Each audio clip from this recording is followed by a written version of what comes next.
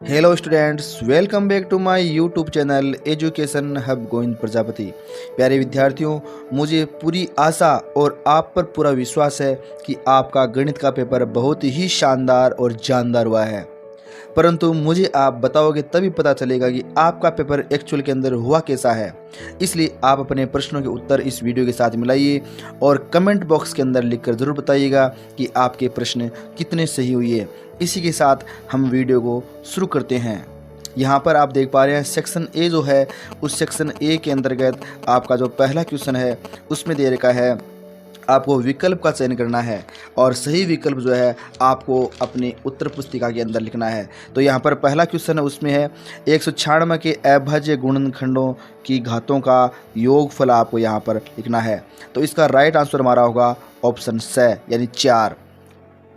Next जो question है उसमें हमें दे रखा है यहाँ पर एक द्विघात समीकरण दे रखी है। द्विघात समीकरण x स्क्वायर माइनस के एक्स प्लस 4 के मूल समान हो तो k का मान ज्ञात करना है। इसका राइट आंसर है ऑप्शन द +-4। नेक्स्ट जो हमारे पास में क्वेश्चन है उसमें हमें दे रखा है यहाँ पर बिंदु 3, 4 की y अक्ष से दूरी बतानी है। y अक्ष से दूरी बतानी, तो y जो निर्देशांक उसे छोड़ दीजिए। कौन सा सेंस रहेगा? अक्ष निर्देशांक। इसका राइट ऑप्शन हमारे पास में हो गया ऑप्शन स यानी 3, इसका राइट आंसर होगा। इसके बाद में नेक्स्ट जो क्वेश्चन हम ले पा रहे हैं वो नेक्स्ट क्वेश्चन है, उसके अंदर में दे रखा है 3x + 2y = 11 को संतुष्ट करने वाला युग्म जो है वो बताना है, यानी आपको एक निर्देशांक जो है वो बताना है कौन सा निर्देशांक है वो इसको संतुष्ट करता है। तो इसका राइट आंसर हमारे पास में है ऑप्शन ए 1, 4। इसके बाद में नेक्स्ट क्वेश्चन जो है उसकी बात करते हैं हम।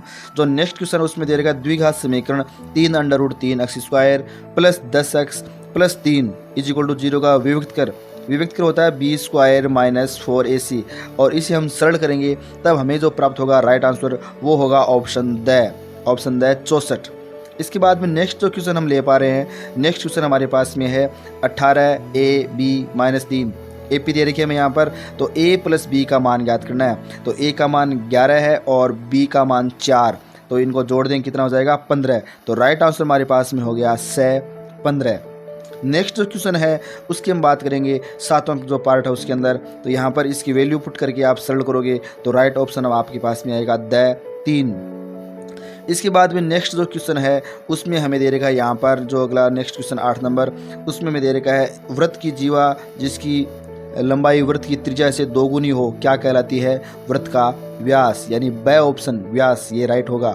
नेक्स्ट जो क्वेश्चन है उसमें दे रखा 9वां पार्ट जो क्वेश्चन है उसमें दे रखा एक वृत्त की त्रिज्या दे रखी है 3.5 सेंटीमीटर। वृत्त की परिधि ज्ञात करनी है 2πr जो वो ज्ञात करोगे और सरल करोगे तो आपका राइट आंसर जो होगा वो होगा ब 22, ये राइट आंसर आएगा। नेक्स्ट जो क्वेश्चन है उसमें आप सरल करोगे, आपको दे रखा है एक घन का संपूर्ण पृष्ठ क्षेत्रफल 486 वर्ग सेंटीमीटर है और आपको घन की भुजा ज्ञात करनी है। तो राइट आंसर आपका होगा ऑप्शन द 9 सेंटीमीटर। इसके बाद में नेक्स्ट जो क्वेश्चन हमारे पास में है 11वां पार्ट, उसमें आपको बहुलक ज्ञात करना, जो बंटन दिया हुआ है और इसका आपको बहुलक ज्ञात करना। बहुलक वो होता है जो सबसे अधिक बार आता है आंकड़ों के अंदर और इसका राइट आंसर हमारे पास में है ऑप्शन स 4। अब हम बात करते हैं नेक्स्ट जो 12वां पार्ट है, पहला क्वेश्चन का लास्ट पार्ट है 12वां जो क्वेश्चन है, एक पासे को फेंकने पर 4 से बड़ा अंक आने की प्रायिकता। तो 4 से बड़ा अंक आने, 4 से बड़े अंक दो ही है, 5 और 6, तो 2/6 और सरल करोगे तो राइट आंसर आपके पास में आता है 1/3 ब आपका राइट आंसर होगा।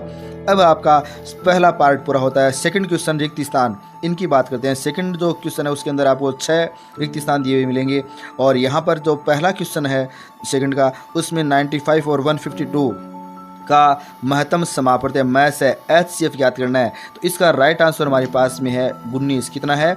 19। इसके बाद में सेकंड जो क्वेश्चन है उसमें दे रखा है वृत्त पर स्थित एक बिंदु से कितनी स्पर्शरेखा खींच सकते हैं? कितनी खींच सकते हैं? एक स्पर्शरेखा हम यहाँ पर खींच सकते हैं। इसके बाद में नेक्स्ट जो क्वेश्चन है उसके अंदर हमारे पास में दे रखा है कोस स्क्वायर 45 का मान होगा। कोस स्क्वायर 45 का मान आप सरल करोगे तब आएगा 1/2। इसके बाद में जो नेक्स्ट पार्ट है उसमें वृत्त और उसकी स्पर्श रेखा के उभयनिष्ठ बिंदु वृत्त और उसकी स्पर्श रेखा उसके उभयनिष्ठ बिंदु को क्या कहते हैं? संपर्क बिंदु। क्या कहते हैं? संपर्क बिंदु या स्पर्श बिंदु। ये आपका यहाँ पर इसका राइट आंसर होने वाला है। उसके बाद में नेक्स्ट जो 5 नंबर पार्ट है उसके अंदर आपको दे रखा है यहाँ पर 5, 7, 9 अक्ष का समांतर माध्य दिया हुआ है 9। आपको मान किसका ज्ञात करना है? x का। तो इसका राइट आंसर आपके पास में आएगा 15 है। कितना आएगा? 15 है।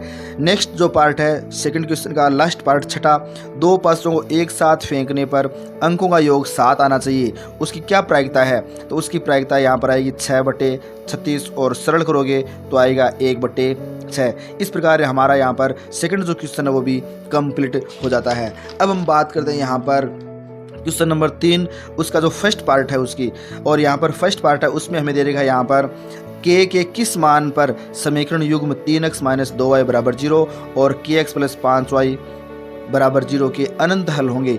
अनंत हल होने की शर्त होती है a1/a2 = b1/b2 = c1/c2। तो यहाँ पर इसको सरल करोगे तो k का मान आपके पास में आएगा -k 15/2।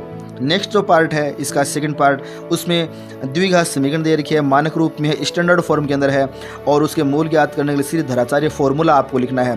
तो फॉर्मूला होता है x = -b ± √b² - 4ac/2a।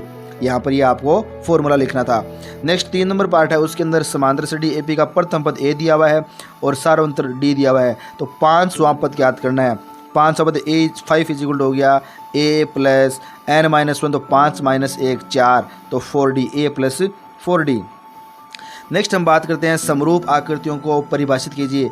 समरूप आकृतियों की परिभाषा क्या है? ऐसी दो आकृतियाँ समरूप होगी जब उनके संगत कोण समान हो। क्या हो? पहला जो पॉइंट है वो आपको लिखना है, संगत कोण क्या होंगे? समान होंगे। संगत कोण समान होंगे। और सेकंड पॉइंट आपको लिखना था, सेकंड पॉइंट ये लिखना था आपको, संगत भुजाएं क्या होगी? समानुपाती होगी। संगत जो भुजाएं हैं वो क्या आएगी? समानुपाती आएगी। ये लिखना था आपको इस क्वेश्चन के अंदर। उसके बाद भी हम बात करते हैं यहाँ पर नेक्स्ट जो पार्ट हमारे पास में 5वां, और 5वें पार्ट को आप सरल करोगे तो आपको इसका वैल्यू जो है वो मिलेगा √3। इसके बाद में नेक्स्ट जो क्वेश्चन है उसके अंदर अपन सरल करेंगे तो इसकी वैल्यू आपको मिलेगी √3/2। मान रखकर आप इसको सरल करते हैं तब आपको ये वैल्यू प्राप्त हो जाती है। नेक्स्ट जो 7वां पार्ट है उसके अंदर आप डायग्राम बनाते हो, डायग्राम बनाकर फिर सरल करोगे तो मीनार की जो दूरी है आधार से वो आपकी आएगी 10√3, 10√3 ये वैल्यू आएगी। नेक्स्ट 8वां पार्ट है उसको आप सरल करोगे तो उन्हें कोण थीटा उसका जो मान आएगा 30 डिग्री। कितना आएगा? 30 डिग्री इसका मान आपके पास में आ जाएगा। उसके बाद में हम बात करते हैं 9वें पार्ट की। 9वां पार्ट 3 सेंटीमीटर जगह वृत्त आपको खींचना होगा प्रकार की सहायता से और केंद्र से 5 सेंटीमीटर दूरी पर एक पॉइंट P लेना होगा और उससे उन पर स्पर्श खींचनी है।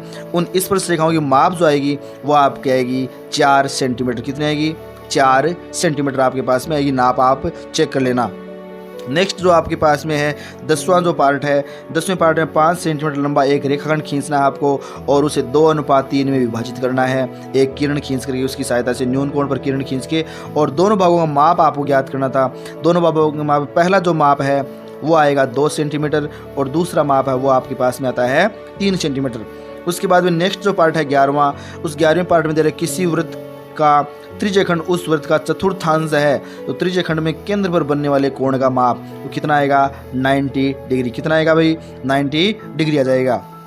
उसके बाद में अपन बात करते हैं लास्ट 12वां पार्ट 3 नंबर क्वेश्चन का, खंड ए में 3 नंबर क्वेश्चन, उसका लास्ट पार्ट 12वां। अच्छी प्रकार फेंटी गई 52 पत्तों वाली एक गड्डी में से एक पत्ता निकालना है और इस पत्ते के दहला होने की प्रायिकता। दहले 4 होते हैं ताश की गड्डी के अंदर, तो 4/52 और सरल करोगे तो आपके पास में आएगा 1/13। तो प्यारे विद्यार्थियों, अभी तक के आपके जो अपने 30 जो क्वेश्चन है उनको सरल किया है। इन 30 क्वेश्चन से आप कितने प्रश्न सही हो रहे हैं प्लीज़ कमेंट बॉक्स के अंदर लिखकर जरूर बताइएगा। नेक्स्ट पार्ट के अंदर हम खंड ब, स और द लेंगे। तब तक के लिए धन्यवाद।